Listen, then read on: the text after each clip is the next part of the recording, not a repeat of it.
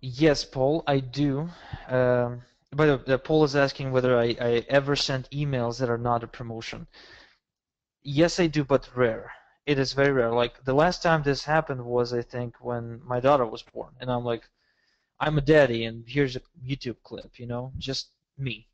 Um, but again, Paul, you got to remember that um, the non-promotional emails is something you may want to be sending to your buyers, not to your solo list, because the solo list, they don't value you much. They didn't pay you money, and they don't really, and you don't have a reason to value their presence on the list too much as well, because you're paying for the autoresponder. You did all this hard work of putting the product and the funnel together, wrote the copy, tweaked the copy, shot the video, taking off the video from the page, got it back up, reshot it, set up the upsell. So you gotta be getting paid for your hard work, and that is why, if they don't buy, if they don't click, if they don't do anything, they should get off the list. If they get offended if every single one of your emails promotes something, well, they should definitely get off your list. However, this strategy allows you to kind of disguise all these promotions, and make the emails interesting to read, which is essentially what people want. They are, Carlton talks about it all the time, where people need a life of quiet desperation, and it's true.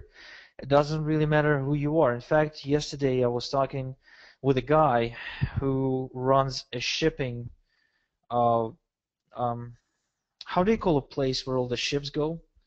Like a port, I guess it's called, right?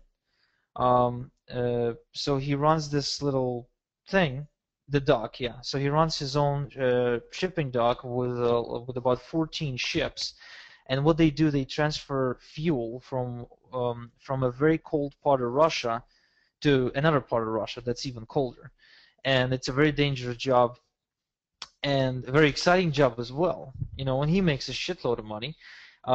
He just bought like a house that costs him all like around $750,000. I mean, he tells you the story. I know he's got a house with a bodyguard, with an AK-47. Um, he walks around with a gun, because it's dangerous to live in Russia. So he's a very interesting dude.